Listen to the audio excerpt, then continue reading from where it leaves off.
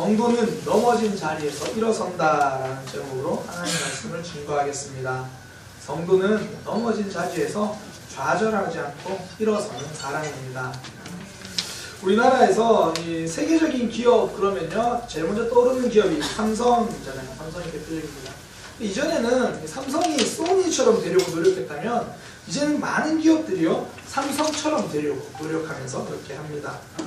삼성이 이런 글로벌 기업, 세계적인 기업이 되기 위해서 여러 가지 전략을 썼는데요. 그 중에 하나가 AS입니다. 미국에서 우리가 소니보다, 우리가 다른 전자회사들보다, 전자제품보다 더 뛰어날 수 있는 게 뭔가 고민하다가 AS를 좀 이렇게 빠르게, 정확하게, 친절하게 무상으로 하기 시작했습니다. 그래서 삼성이 AS 때문에 굉장히 유명해졌는데요. 지금도 어른들에게 가전제품 어떤 걸로 살까요? 그러면 하나같이 대기업 제품 사라고 이야기합니다. 비싸도 왜 대기업 제품을 고르시나요? AS가 잘 되잖아요. 이런 공식을 만들어낸 게 삼성입니다. 지금은 뭐 삼성뿐 아니라 다른 기업들도 AS 잘 됩니다. 제가 삼성 홍보한 거 아니에요. 다른 기업들도 AS 다 잘 됩니다. 그런데요, 진짜 AS 전문가는 삼성이 아니라 하나님이십니다. 하나님이 AS 전문가라는 거예요. 다들 이거 더 이상 안 될 것 같아. 이건 그냥 쓰레기통에 넣어야 될 그런 일들이다. 그런데 우리 하나님이 개입하시면 그거 다시 회복시키십니다. 다시 원상복구 시켜주신다는 거죠. 사람도 그렇습니다. 정말 이제는 안 되겠다. 힘들다. 야, 저 사람도 변화될까? 우리 하나님이 개입하시면 달라진다는 겁니다. 어떤 일이든 사람이든 하나님이 개입하시면요 AS 됩니다. 새로운 이야기가 시작된다라는 겁니다. 기원전 701년 전에요. 기원전 701년에 이스라엘이 아수르라고 하는 나라에 공격을 당했습니다. 모든 지역이 다 점령당하고요. 수도 하나, 예루살렘만 남았습니다. 그 예루살렘마저도 포위당한 상태에서 더 이상 길이 없고 방법이 없죠. 희망이 없는 겁니다. 살면서 여러 가지 어려움, 아픔 찾아오잖아요. 근데 모든 아픔 속에 좌절하는 건 아닙니다. 근데 우리가 언제 좌절되고 언제 절망됩니까?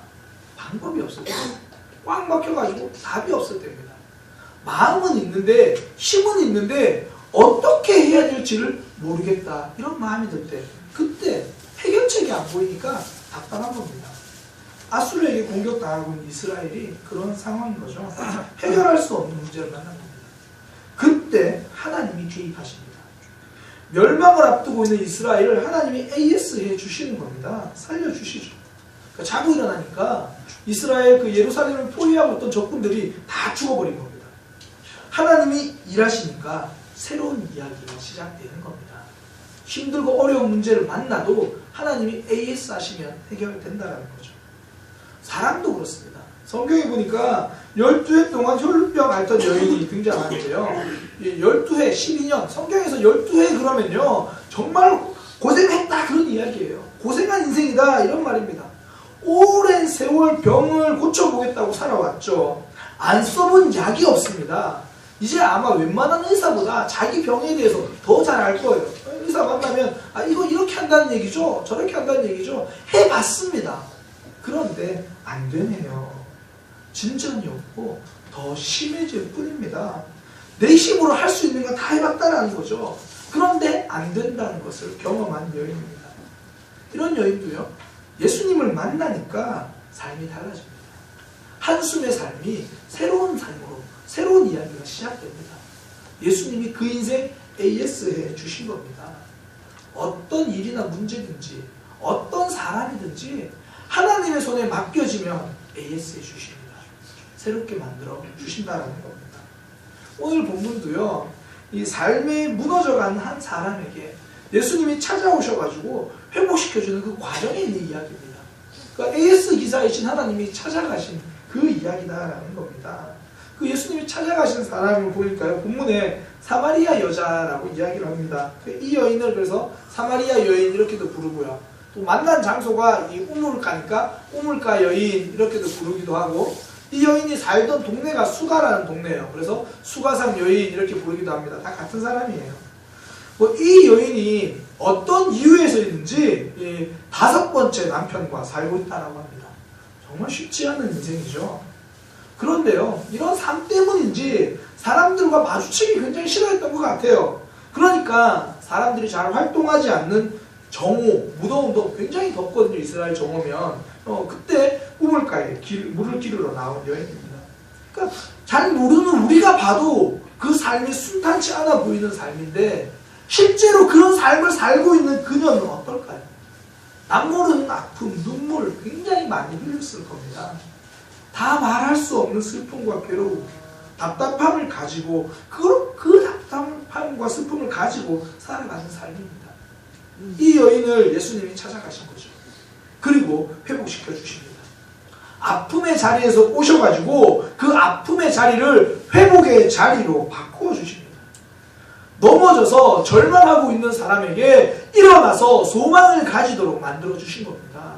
하나님이 찾아오시면요, 성도는 넘어진 자리인 줄 알았는데 알고 보니 거기가 일어서게 되는 자리라는 겁니다. 성도는 넘어진 자리에서 일어서는 사람입니다.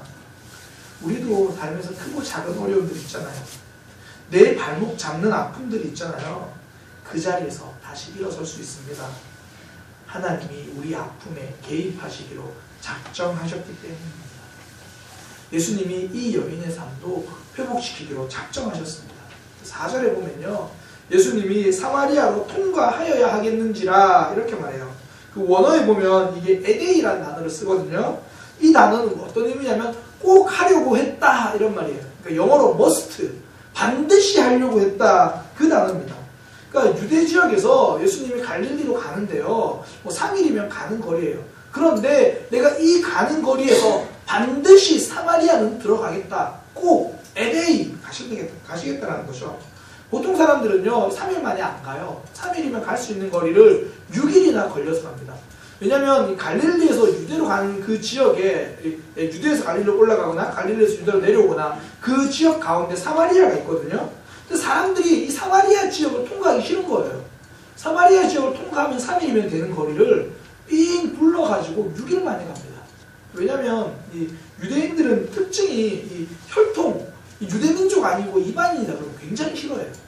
근데 사마리아는 이 이방인들과 유대인들이 이 혼혈민족, 거기 혼혈이 사는 곳이거든요. 그러니까 정말 싫어하는 거예요. 저 사람들 보기도 싫고 만나기도 싫고 대화하기도 싫고, 내가 미운 사람, 보기 싫은 사람 때문에 3일이면 갈 거리를 6일 동안 돌아서 갑니다. 참 재밌잖아요. 그러니까 내가 미워하는 사람이 있으면 내가 고생하는 거예요. 내 마음에 안 드는 사람이 있으면 내가 힘든 거예요. 저는 우리가 어차피 이렇게 손해보는 삶 산다면 미움 때문에 손해보지 말고 사랑 때문에 손해보는 살아가기를 축복합니다. 그게 삶이죠. 그런데 예수님은 이 사마리아를 지나가는 길을 선택합니다. 3일 길을 선택한 거죠. 단지 빠른 길이 목적이 아닙니다. 사마리아의 에데이 꼭 들리셔야 하겠다 말씀하시는 거죠. 남들은 다 꺼리는 장소인데 예수님은 반드시 가시려는 장소입니다. 무조건 가시기로 작정했습니다. 예수님이 그렇게 작정하시면요 회복되는 겁니다. 저와 여러분이 기도하는 것이 이 이유지 않습니까? 이 하나님의 작정을 기다리는 거잖아요.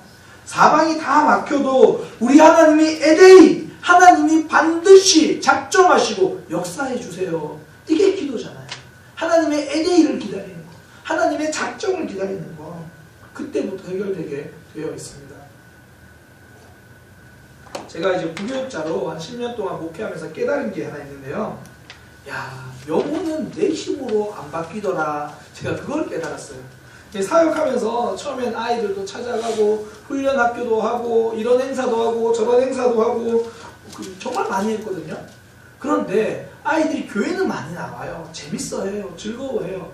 그런데 하나님 만나는 건 그런 걸로 안 되더라는 겁니다. 그래서 제가 항상 사역하다가 제일 마지막에 결국 하는 기도가, 새벽에 무릎 꿇고 하는 기도가 딴 게 아니더라고요. 하나님이 하셔야 됩니다. 하나님이 하셔야 됩니다. 하나님이 찾아와 주셔서 저 아이들 만나 주셔야 됩니다. 이 기도밖에 안 남더라고요. 제가 할 수 있는 게 없습니다. 하나님이 인도해 주셔야 됩니다. 그러니까 목회에서 가장 중요한 게 이 하나님의 에데이를 기다리는 것 같아요. 하나님이 작정해서 찾아와 주십시오. 하나님이 반드시 오셔야 됩니다. 그래서 제 기도 제목 중 하나가 이거예요. 하나님이 작정하시는 그 때를 기다릴 수 있는 목회자가 되게 해주세요. 이렇게 기도를 하는 겁니다. 하나님의 작정, 이 작정을 보여주는 가장 좋은 이야기가 하나가 에스겔이죠. 에스겔의 환상입니다. 하나님이 에스겔 선지자를요, 한 날은 골짜기로 데려가십니다. 근데 그 골짜기를 보니까 뼈들이 가득한데 뼈가 다 말라있다고 해요. 굉장히 오래되고 소망이 없는 상황이잖아요. 그때 하나님께서 이 마른 뼈들에게 에스겔에게 명령하라고 하십니다. 그러니까 뼈들이 달그락달그락 소리를 내면서 자리를 찾아갑니다.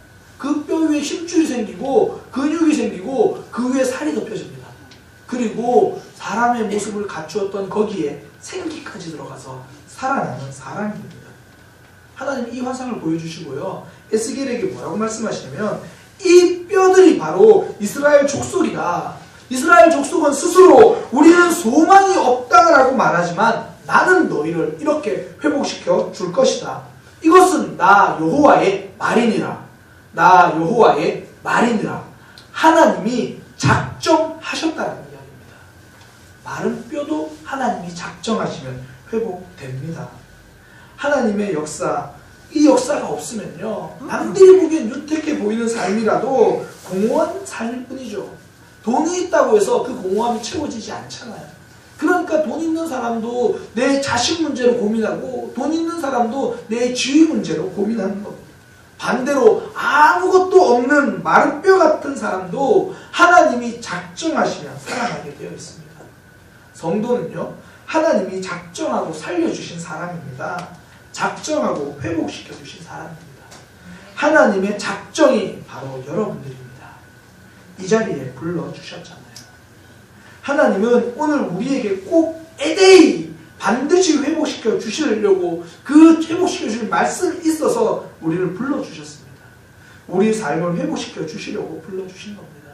예배는요, 이 하나님의 에데이 작정을 믿는 거예요. 하나님의 작정을 기대하는 거죠. 다른 말로 뭐 하나님의 은혜 이렇게 말할 수도 있을 것 같아요. 하나님이 나를 회복시켜 주신다. 문제를 만나면 내 걱정으로 살아가는 사람이 있고요. 하나님의 작정을 기대하며 살아가는 사람들이 있습니다. 저 요즘 수요일에 이스라엘 왕들에 대해서 함께 좀 살펴보고 있는데요. 그 중에 하나 지난번에 여로보암 왕에 대해서 좀 살펴봤어요. 이 사람은 하나님의 작정으로 왕이 된 사람이거든요. 하나님이 야 내가 너 왕으로 세워줄게 그러면서 이스라엘을 남과 북으로 나누신 다음에 북쪽의 왕으로 세워주셨어요. 그가 왕이 된 건 다른 게 아니고 하나님의 작정이었어요. 그런데 왕이 되고 나서요, 본인이 걱정을 합니다. 이스라엘 백성들은 절기가 되면 다 이렇게 예루살렘으로 가거든요. 그러니까 북쪽에 있는 사람들이 남쪽에 있는 예루살렘으로 절기를 지키러 가요. 그 걱정이 되는 거예요. 야, 이러다가 사람들이 다 나를 떠나면 어떡하지? 그러니까 그 하나님의 작정을 믿지 못하고 걱정만 하니까 잘못된 선택을 합니다. 아, 그러지 말고 우리도 우리끼리 모여 예배를 드려보자. 그리고는 멋진 금송아지 만들어 놓고 하나님이 여기 계신다. 이 금송아지 하나님에게 예배하자. 이제 절기를 우리가 만들자. 그렇게 이야기를 하는 겁니다. 자꾸 자기도 모르게 걱정이 커지는 그것만 살아가니까, 그것만 보니까 하나님의 작정을 보지 못하니까 결국은 잘못된 길, 엉뚱한 길을 선택한다라는 겁니다. 성도가 해야 될 것은 내 걱정 보는 것이 아니라 하나님의 작정을 보는 겁니다. 남들이 보기에는 안 될 것 같다, 이게 중요한 게 아니고요. 하나님이 작정하셨다, 이게 중요한 거예요. 예수님 보세요. 다들 안 가는 곳, 안 될 것 같다고 다른 사람들이 생각지도 않는 사마리아로 예수님 가시잖아요. 남들이 꺼리는 장소거든요. 그런데 예수님은 작정하고 가십니다. 그때부터 우리의 삶이 달라지는 거죠. 예수님이 개입하시니까. 사실 인생도요, 진짜 지혜로운 사람들은 다 내 힘으로 하려고 하지 않고 많은 사람에게 질문하는 사람, 그 사람이 인생이 지혜로운 사람이거든요. 그러니까 질문을 많이 한다, 조언을 구한다, 이건 뭘 모르는 사람이 아니라 뭘 아는 사람들입니다. 인생도 그래요. 신앙도 더 그렇습니다. 진짜 지혜로운 사람은요, 내 결정을 신뢰하기보다 하나님의 작정을 기다립니다. 하나님이 개입하실 때까지 그 자리를 지키는 거죠. 그래서 하나님의 작정을 가장 기다리는 좋은 방법, 자리를 지키는 겁니다. 하나님이 내 삶에 역사하실 때까지 기다리는 거죠. 그러니까 사마리아 여인이 잘한 게 이거예요. 힘들고 어렵고 사람 만나는 게 두려워요. 그래도 물 뜨러 가잖아요. 물은 필요하니까 갔겠죠. 우물 가는 것은 포기하지 않았습니다.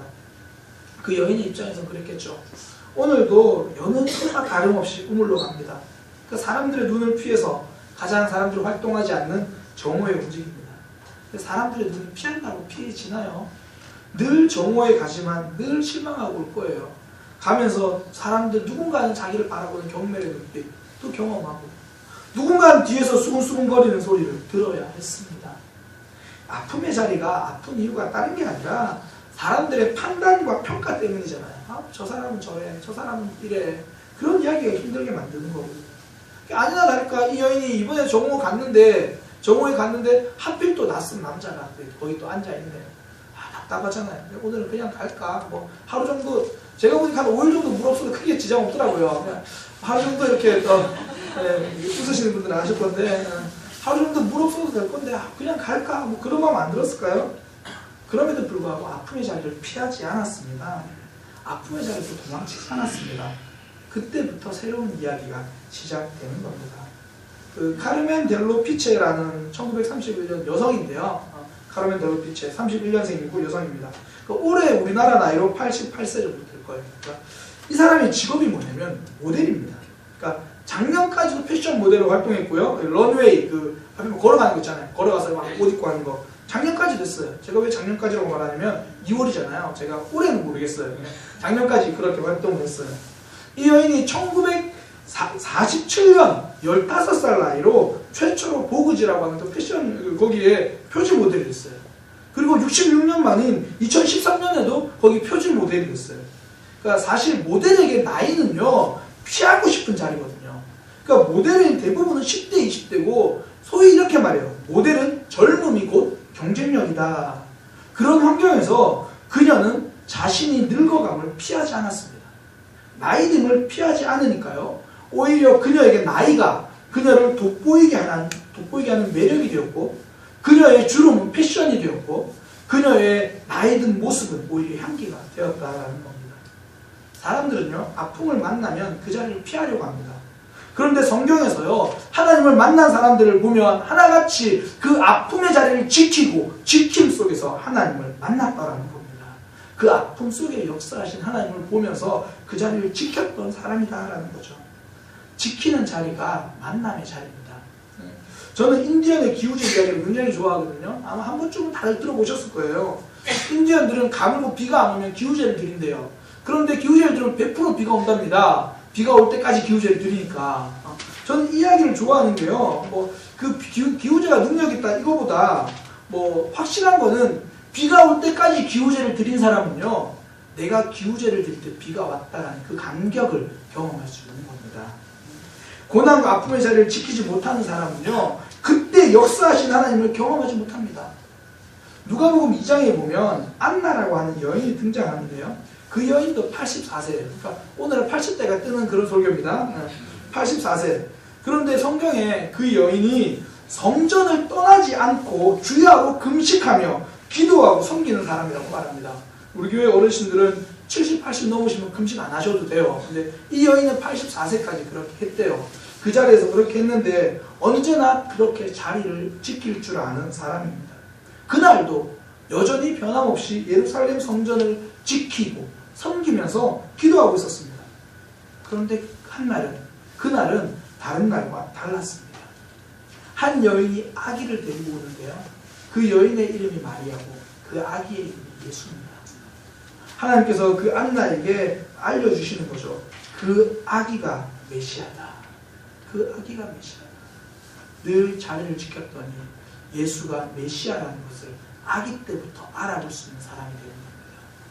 예수님이 3년 동안 사역하시면서도 예수님의 제자들조차도 예수님이 메시아라는 것을 잘 알지 못했는데 그 자리를 지킬 수 있었던 사람은 메시아를 만나는 축복이 있었다라는 겁니다. 하나님이 부족한 저를 사용해 주셨던 경험이 있는데요. 제가 청소년 사역을 시작할 때 이제 처음 교사들을 만났어요. 1월달부터 사역을 시작하는데 제가 12월 초에 그 사역하게 될 교회 교사들을 먼저 좀 만났어요. 교사들의 첫인사와 부탁이 뭐였냐면 아직도 잊혀지지 않는 게요. 그 전도사님 오래 계셔야 됩니다. 그 인사였어요. 그러니까 제가 어떤 사람인지도 몰라요. 그냥 처음 봤어요. 근데 왜 그런 인사를 하는가 봤더니 그 교회 청소년 부서예요. 10년 동안 사역자가 8명 바뀌었습니다. 그러니까 없는 기간도 있었고요. 그러니까 그런 건 사실 아이들한테 굉장히 안 좋은 케이스거든요. 청소년들은 감수성이 예민할 때라서 사람을 만나고 헤어지는데 크고 작은 상처를 너무 많이 받아요. 그런데 그 교회는 어떤 여러 가지 상황, 사역자들 상황 때문에 굉장히 사역자가 많이 바뀐 거예요. 그러니까 새로운 사역자, 저 얼굴 처음 봤는데 제가 그렇게 호감 있는 얼굴은 저도 아닌 거 아닌데 저를 보고 하는 말이 전사님 오래 계셔야 됩니다. 저는 이제 그나름대로 또 신실하게 보이려고 뭐라고 인사를 했냐면 사역은 어떻게 되는지 모르기 때문에 저는 그냥 매년 그냥 충실을 따르는 거예요. 그 말을 너무 싫어하는 거예요. 아닙니다. 무조건 오래 계셔야 됩니다. 그렇게 얘기하는 거예요. 청소년 부서가 그런 상황이다 보니까 그동안 부모님들이요 본인의 자녀들 중에서 계속 교육부서가 무너지니까 자녀들 중에 다른 교회에 이렇게 보낸 부모님이 참 많았어요. 본인은 이 교회 사역하는데 섬기는데 자녀들은 다른 교회에 있고 때로는 자녀들이 이제 교회를 떠나버린 그런 부모님들이 참 많았어요. 제가 이제 그곳에서 오래도록 사역하다 보니까 다른 게 능력이 아니고 자리 지키는 거예요. 오래도록 사역을 하다 보니까 이제 좀 청소년부도 좀 회복되고 좀 자리가 좀 잡히고 그랬어요. 그때마다 이제 그런 몇몇 부모님들이 저한테 지나가다면서 하시는 말씀이 제가 우리 아이를 목사님이 오실 때까지 우리 교회에 붙들어 뒀어야 되는데 제가 그게 참 후회가 됩니다. 그런 이야기를 하는 거예요. 그러니까 사실은 부모 입장에서요 사역자가 그렇게 많이 바뀌고 사역자가 없는 기간도 있고 그러면 자녀 신앙을 위해서도 현명한 선택하거든요. 교육부서 잘 돼 있는 그 교회에 자녀 보내고 싶고요. 자녀가 교회 와서 나 교회 왜 다녀야 되는지 모르겠다고 말하면 그 자녀 붙들어놓기 쉽지 않습니다. 그러니까 부모 마음이 그런 거죠. 그런데요 하나님은 우리가 아픔의 자리를 견디고 있으면 그 자리를 지키고 있으면 반드시 만남의 복을 허락하시더라고요. 쉽지 않고 아픈데 그 자리를 지키니까 지킴의 자리가 만남의 자리가 된다는 거죠. 힘들고 아픔을 견디는 그 순간에 만남을 기대하셔도 좋습니다. 하나님을 만나게 되실 것이고요. 하나님이 좋은 사람 우리 곁에 붙여주실 겁니다. 청년들 내가 결혼해야 되는데 급하게 사람 만나지 마세요. 견디세요. 자리를 지키세요. 하나님이 좋은 사람 만나게 해주십니다. 목사님 언제까지요? 기도하세요. 그럼 보여져요. 내가 좋은 사람으로 되어 있으면 좋은 사람 반드시 만나게 되어 있습니다. 자리를 지키는 자리가 만남의 자리라는 거죠. 또 하나는요. 지키는 자리는 변화의 자리입니다. 이 정오의 우물로 갔던 여인이 그곳에서 예수님 만나고 그 이후에 삶이 변화됩니다. 아픔의 자리를 지켰더니 변화를 경험했다라는 겁니다. 사람들은 힘들고 아프고 어려우면요 자리를 바꾸려고 합니다. 환경을 바꾸려고 하는 거죠. 그런데 하나님은 우리에게 아픔을 허락하시면서 그 환경을 변화시키려고 하는 것이 아니라 우리를 변화시키려고 하십니다. 그 자리를 통해 내가 달라진다라는 거죠. 살청이라는 말이 있는데요. 이 대나무를 불에 쏘여가지고 대나무의 푸른 빛을 다 없애는 일, 그걸 살청이라고 말해요. 그러니까 종이가 없던 시절에는 대나무에다가 글을 썼거든요. 그래서 죽간이라고 이렇게 말하잖아요. 대나무를 펼쳐가지고 그걸 읽고 그랬는데 갓 자란 대나무는 수분이 많아가지고 이 필사가 어렵대요. 거기다가 이제 수분이 있으면 벌레도 쓸고 또 쉽게 갈라지고 오랫동안 보관할 수 없다라는 거죠. 그래가지고 대나무를 자른 이후에는요 수분을 제거하기 위해서 불에다가 직접 쬐는 그런 작업을 합니다. 그 과정에서 대나무의 푸른 빛은 다 죽습니다. 대나무가 불을 견뎌야 그렇게 푸른 빛을 죽여야 그 대나무는 기록을 오래 남기는 일에 쓰임되는 그런 재료가 될 수 있다는 겁니다. 성도의 아픔의 자리를 지키는 그 자리가요 살청의 자리가 될 수 있습니다. 모난 내 모습이 다듬어지고 교만한 내 마음이 낮아지는 살청의 시간이라는 겁니다. 모세에게는 미디안 광야 40년이 이 살청의 시간이었습니다. 애굽의 왕자로 살고 있던 그 시대를 벗어나서 미디안 광야 40년을 살았습니다. 아무것도 아닌 것처럼 느껴졌고 꿈도 없어지고 내가 이래서 하루하루 무슨 의미가 있나 그렇게 생각했습니다. 그러나 그때가 모세의 교만이 살청되는 시간이었고요. 하나님이 쓰시기에 가장 좋은 도구로 변화되는 준비의 시간이었습니다. 우리는 넘어진 자리라고 생각했던 그 순간에도 하나님은 준비의 자리라고 말씀하시는 겁니다. 우리는 넘어진 자리라고 안타까워할 때 하나님은 일어서게 될 자리라고 우리에게 기다리라고 말씀하십니다. 아픔과 고통의 자리에서 우리는 이미 준비되어지고 있다는 겁니다. 아픔의 자리를 지키는 것, 그것이 바로 변화의 자리로 걸어가는 과정이죠. 그 자리를 지키면요 환경은 변하지 않지만 내가 바뀝니다. 그러면 환경을 이겨내고요. 결국은 내가 그 환경을 바꾸는 사람이 된다는 거죠. 우리는 뭐 고난, 아픔의 자리 그러면 항상 생각나는 사람 욥이잖아요. 욥기 결론을 보세요. 욥기 결론을 보면 가장 먼저 바뀐 것은 욥입니다. 내가 하나님을 알았습니다. 바뀐 거죠. 하나님은 우리에게 때로는 눈물을 흘릴 때, 우리가 눈물을 흘릴 때 그냥 보고 계실 때도 더 많습니다. 우리가 아픔의 자리에 있는 것을 그냥 두실 때도 더 많습니다. 그러나 반드시 기억하시기 바랍니다. 우리가 흘렸던 그 많은 눈물을 모아서 하나님은 그림을 그리십니다. 우리 인생 아름답게 만들어 주신다는 겁니다. 지독히도 가난한 집에서 넷째 아이로 태어난 남자가 있었습니다. 가난 때문에 부모에게 어릴 때부터 버림받아가지고요. 여러 집을 전전긍긍하며 살았습니다. 그건 나름대로 성실하게 살았던 것 같아요. 돈도 많이 모았습니다. 사업을 시작했어요. 경제 불안 때문에 망했습니다. 아내는 도망가고요. 2살 된 아들과 함께 지하철을 전전긍긍하는 노숙자가 되었습니다. 그때 그가 다짐했던 말이 이거예요. 나는 홈리스지만 호프리스는 아니다. 집은 없지만 희망이 없는 것은 아니다. 결국 그가 세계 굴지의 투자 전문 회사를 세우는 사람이 됩니다. 저도 이름이 좀 생소하긴 한데요. 크리스 가드너라고 굉장히 성공하고 유명한 사람이거든요. 저는 이 사람 이름보다 이 사람의 말이 너무 좋아요. 나는 홈리스지만 호프리스는 아니다. 아픔의 자리지만 거기가 절망의 자리는 아닙니다. 아픔의 자리지만 우리가 포기해야 될 자리는 아닙니다. 넘어선 자리가 아니라 일어설 자리입니다. 하나님은 그 자리에서 우리를 세워주시고 새로운 역사, 새로운 이야기를 만들어 가십니다. 우리 삶은 하나님이란 AS 기사가 언제나 대기하고 계시는 삶입니다. 작정하고 회복시켜 주실 겁니다. 살면서 기뻐할 일보다 걱정할 일이 더 많은 것처럼 보일 때가 있잖아요. 다른 사람의 시선과 평가 때문에 절망할 때가 있잖아요. 사마리아 여인처럼 때로는 사람 만나는 게 싫어서 사람 만나는 게 부담스럽고 두렵고 고통스러울 때가 있잖아요. 그럼에도 불구하고 우리의 삶이 절망이 아닌 이유는 하나님이 우리 삶에 개입하기로 작정하셨기 때문입니다. 회복시키기로 작정하셨기 때문입니다.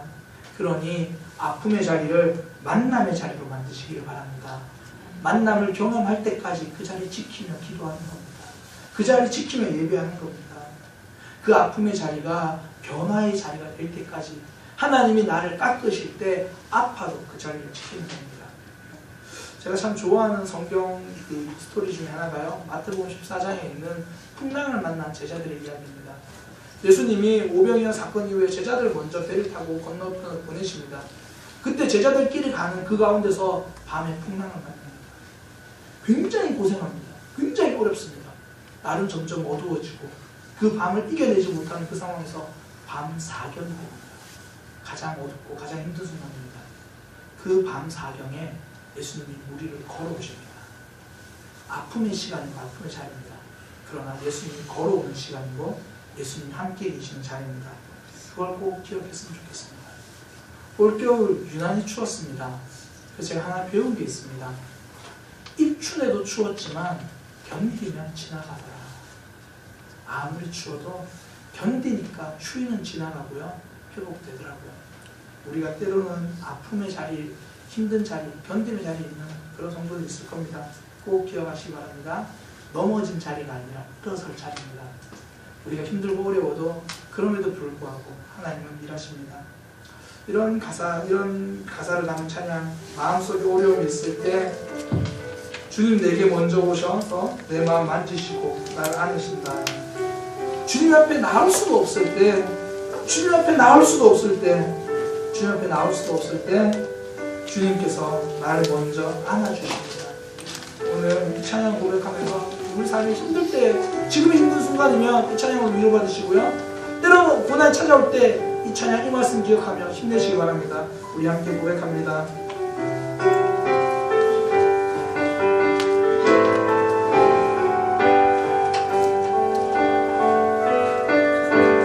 마음속에 어려움이 있을 때, 마음속에 어려움이 있을 때, 마음속에 어려움이 있을 때 주님 내게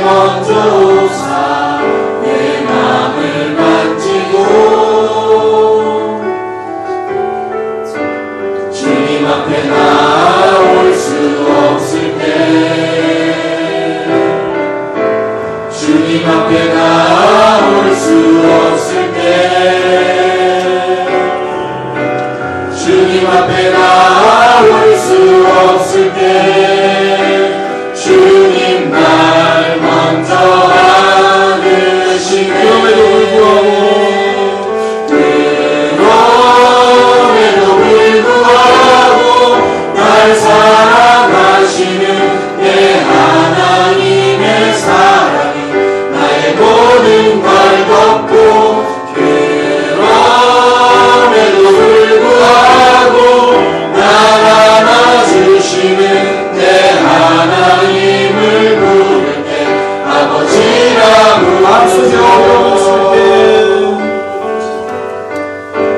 마음속에 어려움이 있을 때 마음속에 어려움이 있을 때 마음속에 어려움이 있을 때 주님 내게 먼저 오사 내 맘을 만지고 주님 앞에 나올 수 없을 때 주님 앞에 나올 수 없을 때 주님 앞에 나올 수 없을 때 주님 날 먼저 안으시네. 그럼에도 불구하고 날 사랑하시는 내 하나님의 사랑은 나의 모든 걸 덮고 그럼에도 불구하고 날 안아주시는 내 하나님을 부를 때 아버지라고 불구하고 그럼에도 불구하고 날 사랑하시는 내 하나님의 사랑은 나의 모든 걸 덮고 그럼에도 불구하고 날 안아주시는 내 하나님을 부를 때 아버지라 부르소. 우리 시간 이런 말씀 기억하면서 기도하겠습니다. 하나님, 내가 힘들고 어려운데 하나님 나를 향한 마음과 계획이 있으셔서 작정하셔서 예배 시간을 부르셨군요. 하나님, 내가 자리를 지키겠습니다. 힘들고 아파도 하나님 만나는 자리, 하나님 경험하는 자리를 놓치지 않겠습니다. 주님, 나를 붙잡아 주셔서 이 마음, 이 다짐, 이 결정을 지킬 수 있도록 인도하여 주옵소서. 함께 기도하겠습니다. 주님, 인도하여 주옵소서. 말씀을 기억하면서 그럼에도 불구하고 날 사랑하시는 내 하나님의 사랑이 나의 모든 걸 덮고 그럼에도 불구하고 날 안아주시는 내 하나님을 부를 때 아버지라 부르소. 아픔의 자리를 지키겠습니다. 아픔의 자리를 지키겠습니다. 그 지키는 자리가 건강한 자리가 그 지키는 자리가 건강한 자리가 내 모습, 내 죄가 상처되고 하나님이 원하시는 모습으로 세워질 때까지 하나님, 내가 그 자리를 구하여 하나님을 도움을 아버지 도와주시고 아버지 도와주시고 역사하여 아버지, 우리 삶에서 기다림의 영성 있게 하여 주옵소서. 힘들고 아파도 자리를 지키며 하나님 앞에 예배하고 기도하는 자가 되게 하여 주옵소서. 환경을 변화시키기 위해서 몸부림치기보다 나를 변화시키기 위하여 기다리시는 하나님의 마음을 깨닫게 하여 주옵소서. 예수님의 이름으로 기도드립니다. 아멘. 다 함께 일어나셔서 교회여 일어나라 찬양하시겠습니다.